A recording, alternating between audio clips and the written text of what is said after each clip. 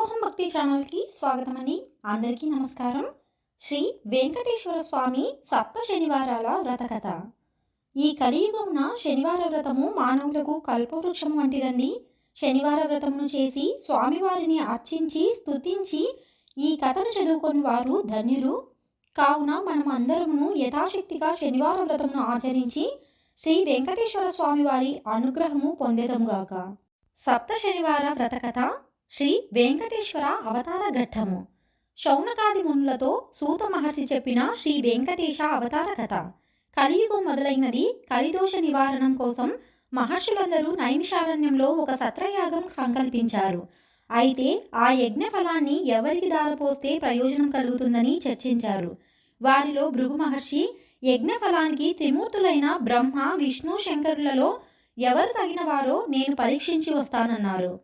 ఆయన మహాతపశ్శాలి. మునులంతా ఆమోదించారు. ఆయన ముందుగా సత్యలోకం వెళ్ళారు. బ్రహ్మ అతని రాకను గమనించక సరస్వతి వీణానాదంలో మునిగి ఉన్నారు. దానితో భృగు మహర్షికి కోపం వచ్చి, మహాతపశ్శాలినైన నన్ను అతిథిగా మన్నించలేకపోయావు. సృష్టికర్తనని అహంకరిస్తున్నా నీకు భూలోకంలో ఎక్కడా పూజ పునస్కారాలు లేకుండా పోవునుగాక అని శపించిరి. తరువాత కైలాసానికి వెళ్లారు. అక్కడ పరమేశ్వరుడు పార్వతీతో ఆనందనాట్యం చేస్తూ భృగువు రాకను గమనించలేదు. దానితో భృగు మహర్షి కోపంతో, శంకర, నీవు నాట్య విలాసాలలో మునిగి మహాతపశ్శాలిని అతిథిని అయిన నన్ను నిర్లక్ష్యం చేశావు కనుక భూలోకంలో నీకు లింగ రూపంలోనే కానీ నిజ రూపంలో ఆరాధన జరగకుండునుగాక అని చెప్పించిరి. తరువాత వైకుంఠానికి వెళ్ళిరి. మాధవుడు పాన్పు మీద పరుండి తనకు పాదసేవ చేస్తున్న లక్ష్మీదేవితో సరస సల్లాపాల ఆడుతుండిరి. ముని రాకను గమనించలేదు. భృగువు వెళ్ళి, అతిథిగా వచ్చిన నన్ను అవమానిస్తావా అంటూ విష్ణుమూర్తి గుండెల మీద తన్నిరి. ఒక్కసారిగా లోకాలన్నీ కంపించివి. అయినా శ్రీ మహావిష్ణువు రవ్వంత కూడా ఆగ్రహించక పరమశాంత స్వభావంతో లేచి మునికి నమస్కరించి, మునీంద్ర, మీ రాక చేత వైకుంఠం పావనమైనది. మీ రాకను గమనించని నా అవినయాన్ని మన్నించండి అంటూ భృగు మహర్షికి పాదాలొత్తారు. భృగు మహర్షికి గర్వభంగమైనది. విష్ణుమూర్తికి నమస్కరించి, ఓ దేవదేవ, మీ వంటి సత్వగుణ సంపన్నులు 14 లోకాలలోనూ లేరు. నా అహంకారాన్ని మన్నించండి. మీరే లోక సంరక్షణకు తగినవారు. కాబట్టి భూలోకంలో కలి ప్రభావాన్ని నశింపచేసి ధర్మ సంరక్షణ చేసి ప్రజల కష్టాలను తీర్చడానికి తప్పకుండా అవతరించాలి అని ప్రార్థించి తిరిగి భూలోకానికి వచ్చి మునులతో, త్రిమూర్తులలో పరమశాంతమూర్తి శ్రీమన్నారాయణుడే, అతనే యజ్ఞఫలానికి అర్హుడని తేల్చి చెప్పారు. మునులందరూ సత్రయాగం చేసి ఆ ఫలాన్ని యజ్ఞపురుషుడైన మహావిష్ణువుకే దారపోసరి. వైకుంఠంలో లక్ష్మీదేవికి కోపం వచ్చింది. శ్రీహరి వక్షస్థలమే తన నివాసము. ఆ నివాసాన్ని ఒక ముని కాలితో తన్నిరి. అందుకు శ్రీహరి కోపించక ఆయనకు చాలా మర్యాదలు చేసిరి. భర్తయే తనను గౌరవించలేదు అని అలిగి భూలోకానికి ప్రయాణమైనది. లక్ష్మీ లేని ఇల్లు కళావిహీనమైనది. ఆమెను వెతికి తెచ్చుకోవటానికి భూలోకానికి ప్రయాణమైనారు విష్ణుమూర్తి. ఇంతలో భూదేవి వచ్చి, దేవా, కలియుగంలో పాపం పెరిగింది, పాపభారం మోయలేకపోతున్నాను, నువ్వు భూలోకంలో అవతరించి నన్ను కాపాడు అని కోరింది. వెంటనే శ్రీ మహావిష్ణువు శ్రీనివాసుడనే పేరుతో భూలోకానికి దిగివచ్చి లక్ష్మి కోసం వెతకడం ప్రారంభించిరి. శేషాద్రి కొండలలో ఒక పుట్టను నివాసంగా చేసుకునేది. శేషాద్రి పర్వత ప్రాంతాలను పరిశీలిస్తున్న మహారాజు ఆకాశరాజు. అతను సంతానం లేక పుత్రకామేష్టి చెయ్యబోతూ భూమిని దున్నుతుండగా నాగలికి ఒక బంగారు పెట్టె తగిలెను. తెరచి చూడగా మహాలక్ష్మి కలతో ఒక బాలిక కనిపించెను. ఆకాశరాజు సంతోషపడి ఆ పిల్లకు పద్మావతి అని పేరు పెట్టుకుని అల్లారు ముద్దుగా పెంచిరి. యుక్త వయసు వచ్చిన పద్మావతి ఒకసారి శ్రీనివాసుని చూచి మోహించెను. తల్లిదండ్రులకు చెప్పెను. ఆకాశరాజు వచ్చి చూచి శ్రీనివాసుని తేజో విశేషాలను ఆశ్చర్యపడి అక్కడే శ్రీ మహావిష్ణువని భావించి పద్మావతినిచ్చి వివాహం చేసిరి. ఆకాశరాజు తరువాత అతని తమ్ముడు తొండమానుడు రాజైనారు. శ్రీనివాసుడు వెంకటేశ్వరుడను నామంతో తిరుమల శిఖరాల మీద కలియుగాంతం వరకు నివసించాలని నిశ్చయించుకుని సాలగ్రామ శిలారూపుడై పద్మావతి భూదేవులతో నివసించసాగిరి. తొండమానుడు శ్రీ వెంకటేశుని ఆలయం నిర్మించిరి. తనను సేవించే భక్తులకు కల్పవృక్షం లాంటి వాడై శ్రీనివాసుడు ఇప్పటికీ భక్తులను సంరక్షిస్తూ అక్కడ నిలిచి ఉన్నారు. శౌనకాది మహామునులంతా సూతుడు చెప్పింది విని వెంకటాచలంపై వెలిసాక శ్రీనివాసుని అనుగ్రహం పొందిన వారెవ్వరైనా ఉంటే వారి కథను వినిపించమని సూతుని అడిగారు. సూతుడు ఇలా చెప్పసాగిరి. కుమ్మరి భీము కథ. తిరుపతి మహాక్షేత్రమునకు సమీపమున ఒక పల్లెలో భీముడు అనే కుమ్మరి వాడొకడు కలడు. అతను పేదవాడు. కుండలను తయారు చేసి వాటిని అమ్ముకొని జీవించేవారు. అతనికి శ్రీనివాసునిపై భక్తి ఎక్కువ. చిరకాలము దేవుని పూజించవలేను అని అన్నను కుటుంబం పరిస్థితిని బట్టి వానికి అట్టి అవకాశం ఉండేది కాదు. అందువలన తాను కుండలను తయారు చేయు ప్రదేశమున శ్రీ వెంకటేశ్వర స్వామి వారి ప్రతిమను ఉంచుకొనెను. సారేపై కుండలను తయారు చేయనప్పుడు తన చేతికి అంటిన మట్టిని పుష్పముగా చేసి భక్తితో స్వామివారి ప్రతిమ వద్ద ఉంచుచుండేవారు. అది వానికి నిత్యకృత్యమయ్యెను. ఆ ప్రాంతమును పరిపాలించు రాజు తొండమానుడు కూడా శ్రీ వెంకటేశ్వర స్వామి యందు భక్తి కలవారు. అతను ప్రతి దినమును వెంకటాచలమునకు పోయి స్వామివారిని బంగారు పువ్వులతో అర్చించేవారు. కొంతకాలమునకు అతడిలో అహంకారము పొడసూపెను. ఆ పక్క రోజు అతను పూజ చేయుటకు ఉద్యుక్తుడు కాగా తాను నిన్న పూజించిన బంగారు పువ్వుల స్థానమున మట్టి పువ్వులు స్వామివారి వద్ద కనిపించినవి. కారణము అర్థం కాలేదు. అర్చకులు తానుంచిన బంగారు పువ్వులను అపహరించి మట్టి పువ్వులను ఉంచుచున్నారని అనుమానించెను. తన భటులను కాపలాగా ఉంచెను. రాజు ఎన్ని విధములుగా ప్రయత్నించినను బంగారు పువ్వుల స్థానమున మట్టి పువ్వులే స్వామివారి యొద్ద ఉండేటివి.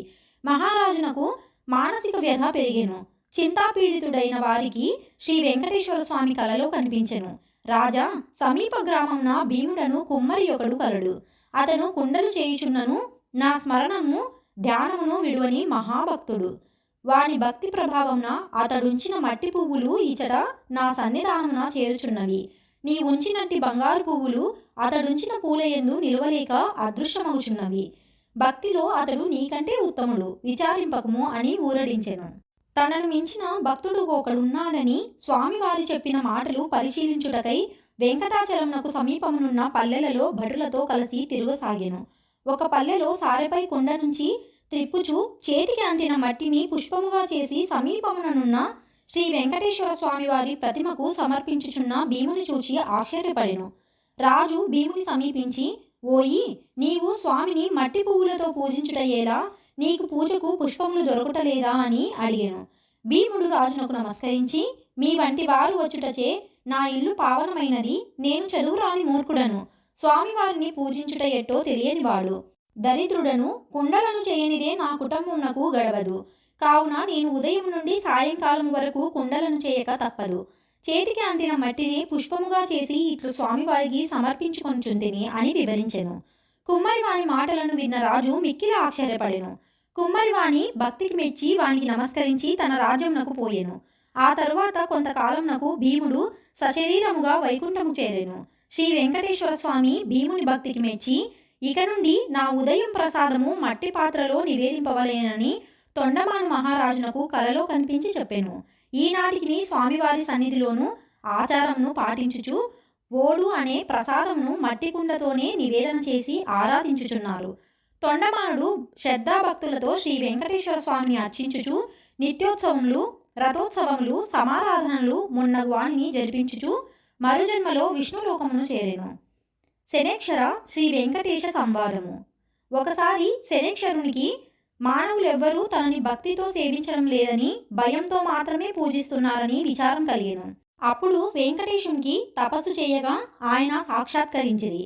స్వామి, నా పేరు వింటే ప్రజలు భయపడుతున్నారు. ఆ భయం పోవటానికి ఇంక నుంచి నాకు ప్రీతి అయిన శనివారం రోజున నన్ను ధ్యానించి ఆరాధించి ఆ పైన నిన్ను పూజించిన వారికి సర్వదేవతలను పూజించిన ఫలం ఆ ఒక్క రోజులోనే రావాలి అని కోరిరి. అందుకు స్వామి చిరునవ్వు నవ్వి, నీ కోరిక సమంజసంగానే ఉన్నది. అసలు నీకు నాకు భేదం ఏముంది? 6 వారాలు దాటాక 7వ వారం అంటే ఇష్టపడతావు. నేను 6 కొండలు దాటాక 7వ కొండ మీద ఉంటాను. నువ్వు నీలవర్ణుడివి, నేను ఆ వర్ణుడనే. నువ్వు సప్తమ గ్రహానివి, నేను సప్తగిరీషుడను. సామాన్య మానవులకు ఈ విశేష విషయాలు తెలియక నువ్వంటే భయపడుతున్నారు. నిన్ను నన్ను వేరుగా చూస్తున్నారు. నువ్వు కోరిన వరాన్ని అనుగ్రహిస్తున్నాను. ఏ భక్తులు 7 శనివారాల పాటు నిన్ను ముందు పూజించి ఆ తరువాత నన్ను పూజిస్తూ సప్త శనివార మహావ్రతంగా ఆచరిస్తారో వారు సమస్త శని దోషాల నుంచి వారు విముక్తులై సౌఖ్యాన్ని పొందుతారు. ఆయుర ఆరోగ్యైశ్వర్యాది సకల శ్రేయస్సులను పొందుతారు. ఇందులో సంశయమేమీ లేదు అని వరమిచ్చిరి. శౌనకాది మహామునులంతా సూతుడు చెప్పించి విని చాలా ఆనందించి, ఈ సప్త శనివార వ్రతం ఆచరించి శ్రీనివాసుని అనుగ్రహం పొందిన వారెవరైనా ఉంటే వారి కథను వినిపించమని అతనిని అడిగిరి. సూతుడు చెప్పడం ఆరంభించిరి. దేవదత్త దంపతుల శనివార వ్రత కథ. పూర్వకాలం కాంచీపురంలో దేవదత్తుడనే ఒక బ్రాహ్మణుడు ఉండేవారు. అతను వేదాంగ పారంగతుడు. అతని భార్య మాలిని. వారిద్దరూ అతిథుల్ని ఆదరిస్తూ గృహస్థ ధర్మాన్ని పాటిస్తుండేవారు. వారికి శ్రీ వెంకటేశ్వర స్వామి ఇలవేల్పుడు. ఒకనాడు వారింటికి కాశీయాత్ర చేసి వచ్చిన ఒక బ్రాహ్మణోత్తముడు వచ్చిరి. ఆ దేవదత్త దంపతులు ఆయనను సాక్షాత్తు వెంకటేశ్వర స్వామిగా భావించి అతిథి మర్యాదలు చేసిరి. భోజనానంతరం ఆ బ్రాహ్మణుడు వారి జాతకాలు పరిశీలించి చూసి, జాతకం ప్రకారంగా దేవదత్తునికి శనిదోషం వలన అపమృత్యువు కలిగే సూచనలు కనబడుతున్నాయని, ఆ అపమృత్యు దోష పరిహారం కోసం సప్త శనివార వ్రతం చేసి అటు శనేశ్వరుణ్ణి ఇటు శ్రీ వెంకటేశ్వర స్వామిని భక్తిగా ఆరాధించవలసిందని చెప్పిరి. అమ్మా, నీవు శ్రద్ధ వహించి నీ భర్తను కూడా సప్త శనివార వ్రతం చేయటానికి ప్రోత్సహించి నీ సౌభాగ్యాన్ని నిలుపుకోవాలి సుమా అని హెచ్చరించిరి. సప్త శనివార వ్రత విధానాన్ని బోధించిరి. దేవదత్తుడు ఆ శనివారం బ్రహ్మ ముహూర్తాన లేచి స్నాన ధ్యానాదులు నిర్వర్తించి ఇంటిలో ఈశాన్య భాగాన పూజాపీఠం పెట్టి మరడపం వేసి వెంకటేశ్వర స్వామి చిత్రపటం పెట్టి నైవేద్యానికి కొబ్బరికాయలు, అరటిపళ్ళు, నల్లద్రాక్ష పళ్ళు, 7 చిమ్మిలి ఉండలు సిద్ధం చేసుకొని ఉదయం పూజ చేసి ఒక బ్రాహ్మణుని పిలిచి ఆయనకు భోజనం పెట్టి ఆ పైన వారు భుజించి మొదటి రోజు వ్రతం యథావిధిగా నిర్వర్తించిరి. ఈ విధంగా వరుసగా వారు 7 శనివారాల పాటు వ్రతాన్ని భక్తి శ్రద్ధలతో కొనసాగించిరి. 7వ శనివారం వ్రత పరిసమాప్తి చేసి భోజనం చేసి కొంతసేపు శ్రీ వెంకటేశ్వర స్వామి మహిమలు స్మరించుకుంటూ నిద్రించిరి. ఆ దంపతులు భక్తి శ్రద్ధలకు పూజా విశేషాలకు ప్రసన్నుడై శ్రీ వెంకటేశ్వర స్వామి మాలినీదేవికి స్వప్నంలో సాక్షాత్కరించి, ఓ పరమసాధ్వి, మీ దంపతులిద్దరూ శ్రద్ధాభక్తులతో చేసిన సప్త శనివార వ్రతానికి నాకు చాలా సంతృప్తి కలిగెను. ఆ వ్రత ప్రభావం వలన నీ భర్తకు శనేక్షర దోషం, అపమృత్యు భయం కూడా తొలగిపోయాయి. అతనికి రాబోయే జన్మలోని ఆయుర్దాయాన్ని ఈ జన్మలోనికి తీసుకువచ్చి ఇతన్ని పూర్ణాయుర్దాయం కలవాన్ని చేశాను. మీరిద్దరూ సుఖ సంతోషాలతో ఆనందంగా 100 ఏళ్లు జీవించి ధర్మార్థ కామ మోక్షాలనే 4 పురుషార్థాలు సాధించుకుంటూ మీ మానవ జన్మను సార్థకం చేసుకోండి అని దీవించి అదృశ్యమాయెను. వెంటనే ఆమె లేచి భర్తను లేపి తన స్వప్న వృత్తాంతాన్ని వినిపించెను. ఆయన కూడా సంతోషించి భార్యను అభినందించిరి. ఒక శుభముహూర్తాన ఆ దంపతులిద్దరూ శ్రీ వెంకటేశ్వర స్వామి దర్శనార్థమై తిరుపతి కొండకు వెళ్ళి మొక్కులు తీర్చుకుని ఆ స్వామిని మనసారా స్తుతించి ప్రసాదం స్వీకరించి తిరిగి వచ్చిరి. ఇంటికి వచ్చాక బ్రాహ్మణులను పిలిచి అన్న సంతర్పణ చేసి బ్రాహ్మణ ఆశీర్వాదాలు పొందిరి. జీవితాంతం వరకు యథాశక్తిగా శ్రీ వెంకటేశ్వర స్వామి సేవ చేస్తూ చివరికి శ్రీ స్వామి సాన్నిధ్యాన్ని పొందిరి. కలౌ శ్రీ వెంకటనాయకః అని పెద్దల సూక్తి. కలియుగంలో శ్రీ వెంకటేశ్వర స్వామిని మించిన ఆరాధ్య దైవం లేరు. ఈ సప్త శనివార వ్రతంతో ఆయనను ఆరాధించిన వారికి శని దోషాలు తొలగి శ్రీ స్వామి అనుగ్రహం లభిస్తుందని సూతుడు సౌనకాది మహామునులకు వినిపించిరి. శ్రీ స్వామి వారికి మిక్కిలి ఇష్టమైన ఈ శనివార వ్రతమును చేసిన వారికి ఉన్న కష్టములు తీరును, గ్రహ బాధలు పోవును, సంపదలు భోగములు కలుగును, వారికి వారి కుటుంబమునకు సర్వశుభములు కలుగును. శనివార వ్రతమును ఆచరించిన వారికి అసాధ్యమే లేదు. ఈ కలియుగమున శనివార వ్రతము మానవులకు కల్పవృక్షము వంటిది. శనివార వ్రతమును చేసి స్వామివారిని అర్చించి స్తుతించి ఈ కథను చదువుకున్న వారు ధన్యులు. కావున మనమందరము యథాశక్తిగా శనివార వ్రతమును ఆచరించి శ్రీ వెంకటేశ్వర స్వామి అనుగ్రహమును పొందెదముగాక. శ్రీ వెంకటేశ్వర స్వామి సప్త శనివార వ్రత కథ సమాప్తం. స్వస్తి.